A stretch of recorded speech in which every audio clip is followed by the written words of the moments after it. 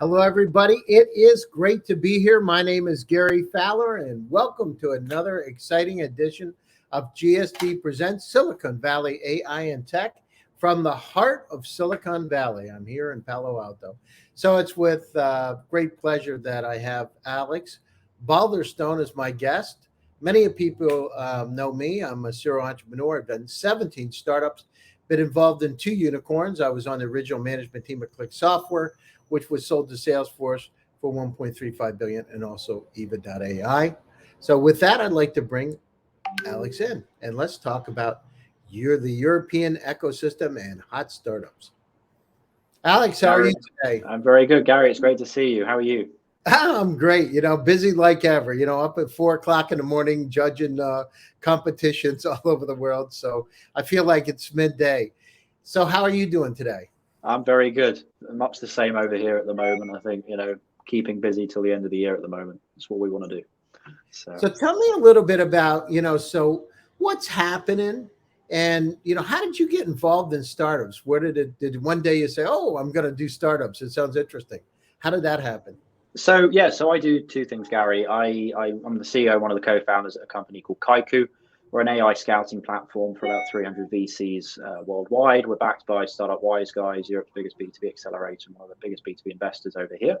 That's where most of my time goes with our team. And then a small part of my time is managing the portfolio of Birmingham Enterprise Community Accelerator, which is one of the biggest regional accelerators here in the UK. Where do I get this from? Many years of running smaller projects. I spent a lot of time in France, Switzerland, and Spain, working in a number of different startup ecosystems over here. It was really one of my co-founders, Trishna, in fact, who used to do a lot of work with the likes of Crunchbase and funded fund vehicles and things like that, that really brought us to trying to look at the European funding scene and looking how fragmented it is, and trying to bring more of that together. No, it's super. So, I've been to Birmingham, by the way. That's news to me. Fantastic. Yeah. I've been. Well, I actually lived in London. I lived in South Sussex Mews, and we had one of the manor houses down there. Yeah. And I'm ringing you from Birmingham now, so that's where I am at this moment. Really? No, I love the place. It was beautiful, actually. Only thing that was tough is I had not driven on the roads in the UK before. And I rented a car and I went around those roundabouts. And it was extremely terrifying. Confusing. Absolutely terrifying. I don't know if you had that. If you've driven in the US, but for me, it was like in the US, you just keep going, right? Just long roads. You go, and then it's like, where does this thing stop, and when am I going to get killed? Yeah, well, I hope not, and I'm still fine. So, no, it's fantastic. So this, with Kaiku, what's happening? I can feel the fervor of the European ecosystem. Today, I was involved in a pitching competition. And I got to tell you, Alex, the quality of the companies that I've seen over the last year and a half they've dramatically improved. I think part of it's because of the pandemic. People were locked down and they needed to work on something, but it's just incredible. And, it is hot. It's hotter than it's ever been. It's hotter than it's ever been. And I think you've just summed it up. But, the main thing I always say to people is every country and every part of Europe has a different ecosystem. So, if we're looking here in the UK and in London, we're obviously the hub of most VC investment that comes over here. But we're powered by a lot of tax incentives in the UK. Which doesn't happen worldwide. So, most early stage investors get about 50% of their money back, and then over a certain amount, that becomes 30%. And a lot of our single purpose vehicles over here are structured in a way where their LP investments allow that. But it does mean you have to have your companies in the UK to be able to benefit from that as well. But we go all the way from there, all the way to Eastern Europe, which I know you know very well as well. Which is where our investors, in fact, Startup Wise Guys, come from Estonia. They originally were the engineering team, some of the guys behind Skype, and set up looking to involve, I suppose you'd say, the Baltic funding scene. And they've really mastered that since then as well. But they've come out to Lithuania, Latvia, and have conquered a lot of Central and Eastern Europe as well. But the great thing there is, obviously, a lot of the tech costs over there are damn sight cheaper than what you're doing in the UK and in the US. So the ability to hire, the ability to put a lot more money into R&D is a lot more plentiful over there as well. But it doesn't go without saying a lot of the funds that are over there, if we take Hungary, Bulgaria, Romania, a lot of the VCs there have money from European Commission, European Bank of Restructuring and Development, and there are mandates that aren't always the most flexible. A lot of red tape that mean they have to invest locally. It is getting better, but we still have a pretty, I suppose you say, domestic view in Europe. France is a good example of that. I used to live in Paris, got involved in Station F quite a lot. Very big startup space over there. And as you well know, you've got to focus on France when you're there, and that can be tricky if you're a foreigner coming in. And again, it's getting better, but it really depends on the national ecosystem that you're in. I don't see many French startups. I got to tell you, I see a lot of startups. Once in a while, I'd love to see more French startups. I don't know. Where are they? In France. I mean, okay. Duh. I think. Duh.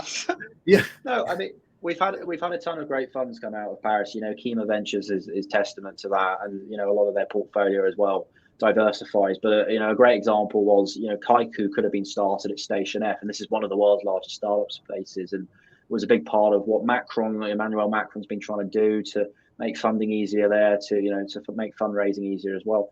But France is a prime example of you've got to master the language, you've got to master the French market before you leave. And we see a lot. If we take the DACH region, Germany, Austria, Switzerland as well. Similar with N26, for example. Very strong, obviously, in their domestic markets. But once they've looked at the US and the UK, so there have been some successes to say the least. But they do tend to do a lot better in their own domestic territories. Yeah, the thing is, if we look at it now, it's like the democratization of opportunity, right? I mean, you can go global. And one of the things, I know I started a company in the UK, and I tried to get funded. It was really difficult at the time to get funded. So I moved it over to Silicon Valley, set up a US corporation. All of a sudden, everything changed, and it was a great idea, and the investors got it. And, part of the challenge, and it's getting a lot better, but it's not about the startups having, they have incredible talent, but it's having the investors that understand what they should invest in or not, right? But I think this is testament to why the EU is a great place to be at the moment, regardless of whatever country that you're going into, because as you will know better than most, there's a lot of US money coming into the European scene and in the UK scene as well. Sequoia's Scout program, one of their scouts, Roxanne's the director at Station F, for example. Once you've got a network like that, and you're getting the signals of where the pre-seed startups are coming up, that's the problem historically that we've obviously always had over here. Who is willing to put the earliest check sizes in? And we've seen a bit of that restructuring in the last few days, what Sequoia's doing and changing its structures to become a little bit more, I suppose you could say, like a bank. Can we produce more services? Maybe it's a bit more like SVB, Silicon Valley Bank in that respect, to be able to be going through. And we are getting better, but unfortunately, there are countries in Europe that lag behind that. We, as Kaiku, love working with a lot of companies from Holland and Portugal, for example. Testament that we've got Web Summit next week over in Lisbon. Wait a minute, Holland and Portugal. Now, is it because you like to vacation in Portugal, or what? Well, both of those. I'm off to Amsterdam, in fact, this Saturday. Okay. But we just find the space is very international, and ease of business. If you're a foreign start, Portugal, in Spain, for example, if you're coming from Latin America, language is obviously one thing. It's easier for the funds to go invest and understand the culture and everything else coming in, but much easier. A lot of government grants, a lot of government incentives, and the East business, going through that as well. I had to set up a company for Kaiku in Italy last year for a few investment reasons. And again, Draghi's government over there is putting a lot of money into the space, and it's great. There's a lot of LP, public LP investment into private fund vehicles. But time will tell where that will go as well. Is it going into the right places? There are a lot of countries that are changing these regulations, but there is a real long time to see actually what the effect will be. No, I agree with you, but this is the greatest time. I mean, I remember actually StreamYard 2018, Zoom, when I was one of the original, only a couple of years ago, right? It seems like forever. People said, why would you use Zoom? We have Skype. And I said, because it's a lot better. Why do you need that? You can just meet the person in person. And I'm like, but now, think about it. It's really leveled the playing field. And what we're finding, I've worked in Latvia, Estonia, Lithuania. Actually lived in Latvia for some time. And there's incredible opportunities. It's a matter of mining those opportunities. I think you're right about Estonia, because of the Skype connection I mean, there were tax advantages too, right? Coming from Sweden down to Estonia. So, Estonia is a great example. I mean, I was over there in August at Startup Day. I mean, I don't expect many people to have heard of Startup Day, but it's one of the biggest conferences in the Baltic. It is the biggest conference in the Baltic region, and it's testament to Estonia. I'll probably get the number wrong. It's got 7 unicorns. Latvia and Lithuania have 1 each. But the thing is, Estonia is probably one of the easiest nations to open a company in. Everything's digitized. All the public services are online. And if we look at the Moneasies, the TransferWise, Pipe Drives, they all started there. And there's so much money now being reinvested back into the region and sort of domestic market. This is why we're seeing it coming up. And again, not many people know, for example, Pipe Drive's second biggest market is Brazil. Monashi's massive fund over there led one of their rounds as well. And you really can go anywhere once you crack that. As long as you've got the scalable software and the team behind it, the opportunities are endless. Yeah, I know. I talked to one of the founders of Pipe Drive. I had him on, and but Estonia is not a big place. It's got what, a population no more than a couple million, right? You can walk across Tallinn, which I have done in a pretty quick time. It's pretty quick time. So and that's where the beauty of it is. What it means, Alex, is that any country, as long as they're focused, like Israel, right, like Estonia, if a country's focused, and instead of getting wrapped around the red tape, they focus on how to create companies, they can change it. I just spoke at the UN a couple of weeks ago. Technology is a tool for peace. And I talked about technology companies that we see all over the world, including Africa, that actually are going down through and creating jobs. Right? So if you want to stop people from, doing heinous acts, go down through and create jobs where people can feed their family. And that changes. I'm sure you've seen that in Estonia, and I've seen it in Latvia and Lithuania a bit, but it is true.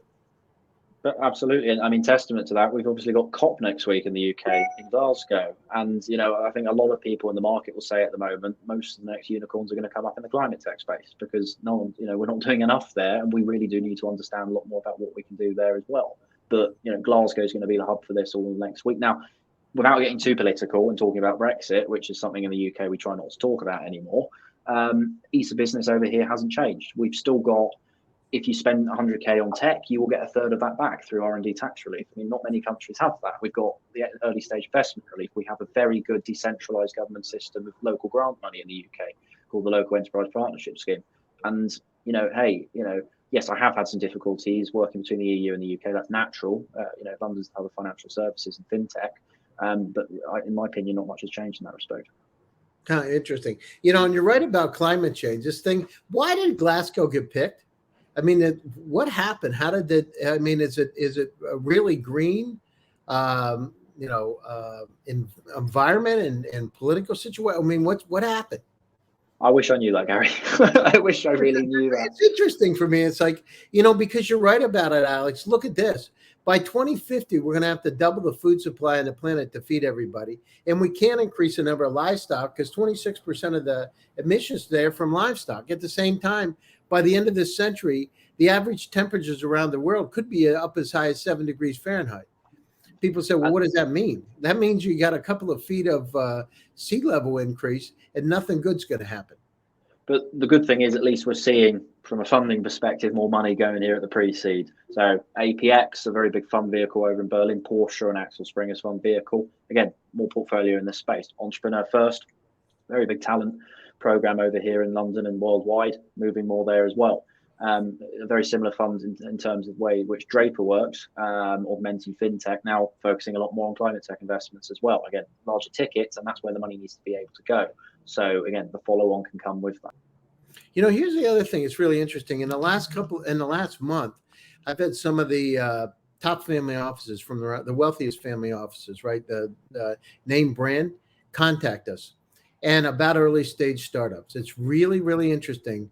You wouldn't think that some of those families would be that interested. I don't know if you're seeing the same thing, but the second, third, fourth generation, sixth generation of one of those families, I mean, they're focused on making a dent, and they're looking for companies in AI, quantum that have impact. Are you seeing the same thing?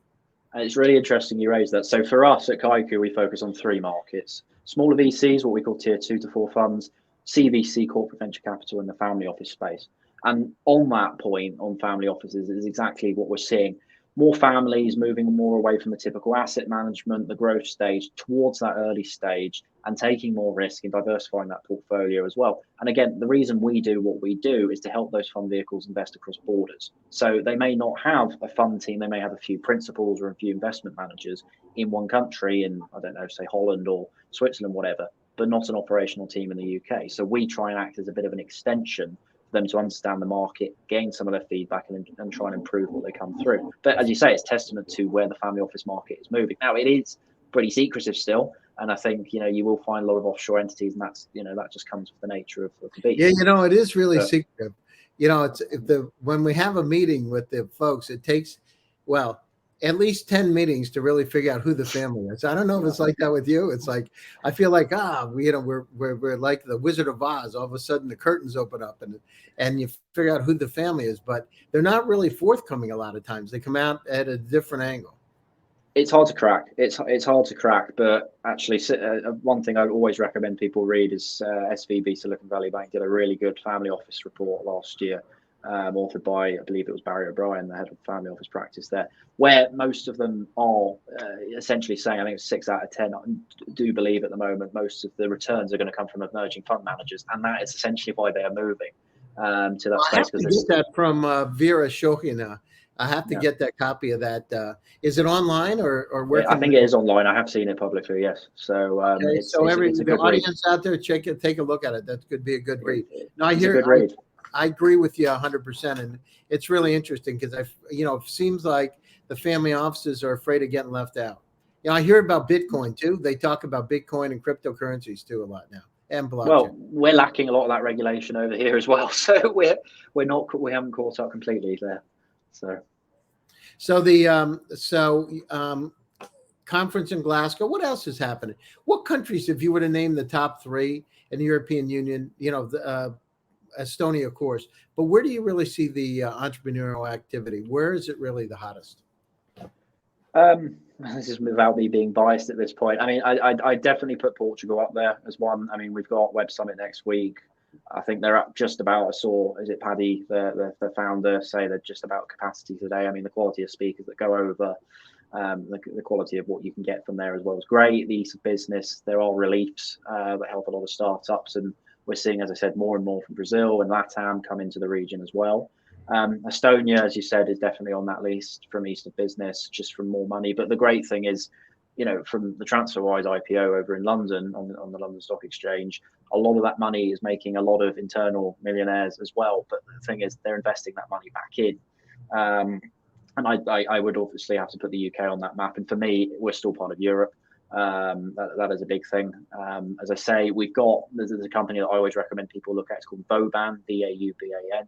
They have essentially democratized how people set up fund vehicles. So actually, you know, we're talking about family offices. It's now super easy, super cheap compared to how it used to be to set up a private vehicle and to do direct investments out of that. So those would tend to be 3 of my main areas. So I'm going to the Netherlands on the weekend, and I think there's a lot of potential there as well. But a lot of Europe's still segmented. So Italy's getting a lot better, but it's going to take a lot of time in terms of moving through. Why is it, Alex? Why is it, Ali? I mean, these countries, is it because of infrastructure, because they didn't focus on startups? I mean, you know, why do the, you know, countries, is it because they just didn't have the governmental support, or? So this has been a big thing of Mario Draghi, and as many people will know, Mario Draghi used to head up the European Central Bank over here, and he's now, you know, leading sort of Italian government on all of this sort of stuff.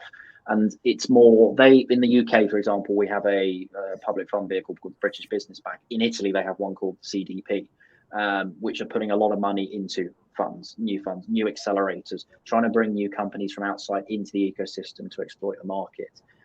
As I say, the tax reliefs are new, and there's a lot of people trying it. Now, there is a question in a few years, are people going to start digging up what's been happening? Are there a lot of shell companies and things like that? But, you know, I think that's to be seen. Spain's a great example as well, but there's a lot of local investment that happens there.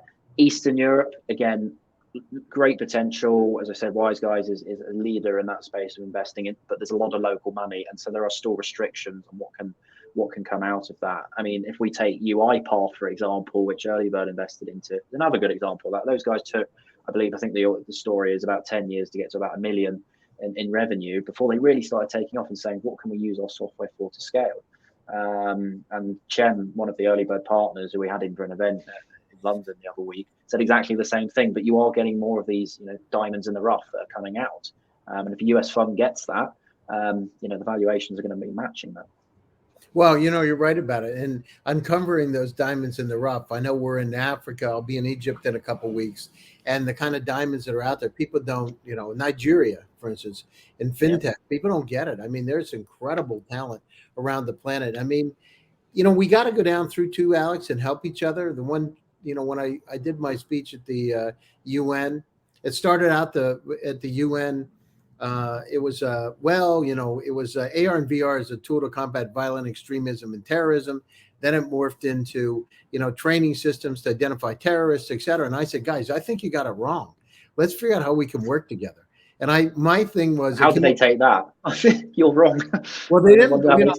I said technology is a tool for peace. I mean, I don't work for them, so I came in because they're very nice people, and I figured out the way we got to do this, just like we're doing now, is connect the dots and figure out how we can help those companies so we can create jobs, create a spirit, focus people in different directions to make, let's solve. We got challenges with global warming. The average temperatures are going to go up, but the population of the planet's going to go from 8 billion to 13 billion, right? I worked on a weather startup a number of years ago, and we talked about the day the Gulf Stream stops, right? And I remember Dr. Crick, who he actually studied under Albert Einstein. I met him many years ago, back in the early 90s. I did this project, not to date myself, but Dr. Crick was telling me, he said that, Gary, you're going to know when it starts to snow in the UK. And he said, it'll start snowing more and more. And I remember at the time, I had never heard of snow in the UK. And then all of a sudden it starts snowing. So we got to go down through and work together. We've got challenges. We're not going to have oil and natural gas. It's going to run out. We've reached peak in a lot of ways. So we got to figure out how to use the resources around us to be able to survive. And it's going to take us really banding together on an international level to do it. So we got to bring these countries in. There's incredible mindsets out there to help, solve the challenges. Absolutely. And, it's next week. In fact, I've got a meeting with one of the representatives from an organization called Corfo in Chile, or the vehicle that backs Startup Chile, which is Latin America's obviously original and leading accelerator down there as well. But that individual's in London before they go up to COP, and we're saying the same thing. How can we do more of this? And we've seen this recently with CMPC, another Chilean company. It's one of the world's largest pulp and paper producers. Corporate venture vehicle, again, trying to look, where can we go into forestry? Where can we go into agro? And so we are aware that people are trying to go into this as well. Mm-hmm. But again, we've got to have some form of pressure that allows this to go out. And then again, we've got national infrastructure, unfortunately, in 27 EU member states, which stops a lot of this actually moving through, unfortunately. So. No, I agree. And, this, I don't know if you're experiencing this, but we see data, right? The problem is we're inundated with data, Alex, right? We have 49 zettabytes of data on the planet. If we took CDs or DVDs and stacked them one on top of another, go 35 times between the Earth and the Moon. And I talk about this a lot, but the problem is we're in a state of infobesity. So it doesn't matter really who you are or where you are. We have the same problems. Think about this. Each one of us has about 300,000 items in the personal cloud. The entire web in 1996 was 257,000 websites. You, Alex, have more information in your own personal cloud than the entire web. The challenge is that number doubles every year. In 5 years, it's going to be 10 million items because of the Internet of Things. Think about this. In the last 2 weeks, how many times has somebody said, Alex, I sent you a message? And you say, where did you send it? I sent it to your email. Which one? I think I sent it to Gmail. No, Yahoo, your old address. When did you send it? I sent it a week and a half ago. Will you send it again? I can't find it. Yeah, and then my forwarding email doesn't work. It doesn't work. And it's hard because you got to have the exact spelling. So we've got to come up with an entirely new paradigm, an entirely new way to be able to understand data. I'm looking at companies that have AI and machine learning, deep learning to be able to solve these complex problems because, we talk about food, farming 4.0. If we're going to have to really optimize if we're going to feed people. And part of it is having IoT and drones and self-driving tractors to be able to help us. Do you see that? Do you see AI? Are you seeing more and more companies of machine learning and deep learning, or what? What do you think? I think there's two parts to the question. I mean, I think the first is what are we doing with all the data over here? And I spent a lot of time on stakeholder sessions, other embassies, and a lot of this stuff. And it's generally too much talking, not enough action. And I think that's pretty concurrent. But especially in the UK, and again, we see a lot of that in Europe because it's 27 member states. They all want to do different things, and to get a unilateral sort of agreement is pretty damn hard to do that at the same time. Whoever's used deal room or Crunchbase will definitely find in certain parts of the world a lot less data, and that's why it's so hard to actually make those early stage investment decisions. Same in Africa, a lot of people are making it better as well. Deep learning wise, yes, absolutely. One nuance of that is what we're trying to do is trying to get a little bit more of the feedback about what funds are looking at, and look, we know that will take a damn long time. But we're well into what we're doing there to try and improve what's coming through. But again, we could take this from an agro perspective. We could take this from a climate tech perspective. I don't think he'd mind mentioning a friend of mine recently graduated from Entrepreneur First. He's got a climate tech company called Connect Earth that I recommend everyone looks at. But part of this is essentially built easy APIs to be able to access banking data and a lot of other data to be able to then understand user trends about how we can reduce this. And we know a lot of, if you look at Revolut, a lot of them are trying to build in a lot of this as well. But again, how much are the users actually using this, and how much can we actually, do something useful and meaningful with this? Yeah, I mean, we have to do something useful, meaningful. That our data is really exist. It's about our data, right? I mean, our lives are about data, and I think we're going to start controlling our own data. It's going to move away from the Google and Facebooks of the world, where we're going to have value in our data. It'll be tokenized at some point in time. It's going to be fascinating how it changes. And then, unsupervised and semi-supervised AI helping us to make decisions. I believe there are going to be intelligent assistants, Alex, that are a little bit different. That'll be kind of like your grandmother, that'll have empathy and compassion and help you, whether it's working with your doctors, working with helping with drive your car. I mean, all kinds of different ways, like a guardian angel. And I believe I see some of those, the first signs of that coming to fruition, but it's going to be beautiful when that happens. So we're coming to the top of the show. Alex, closing thoughts, and how can people reach you? I'm very easy to reach. It's Alex at Kaiku, KAIKU.co, and always happy to talk to anyone looking at anything over the European and wider scene as well. Wider thoughts. I mean, I think nothing's going to change over here in the UK. I think we're going to keep being a spearheading in terms of what we're doing with funding as well. But I think we're going to see more and more European startups launch into the US, land into the US, and again, more of that money coming over here as well. I do think the rest of Eastern Europe will catch up with all of this. I think the gap's getting smaller and smaller. But I think everything's going really in the right direction. No, that's great. And how do people reach out to you? They can go on the Kaiku website, KAIKU.co. That's our website, and if you put my name in front of the domain, you'll get to me. So. Sounds great. Listen, I appreciate taking time out of your busy schedule to be on my show today. To my audience out there, my name is Gary Fowler, and I am the host of GST Presents Silicon Valley AI and Tech. You can check me out. I've got several shows that are out there. Love to hear from me. You can reach me on LinkedIn or Twitter. And as always, stay happy, stay safe, and stay healthy. Go get them and stay positive. See you again next week. I'll be back on Tuesday with another exciting edition of GST Presents Silicon Valley AI and Tech. Thanks, Alex. Take care. Thanks, Gary. Take care. Bye. Bye-bye.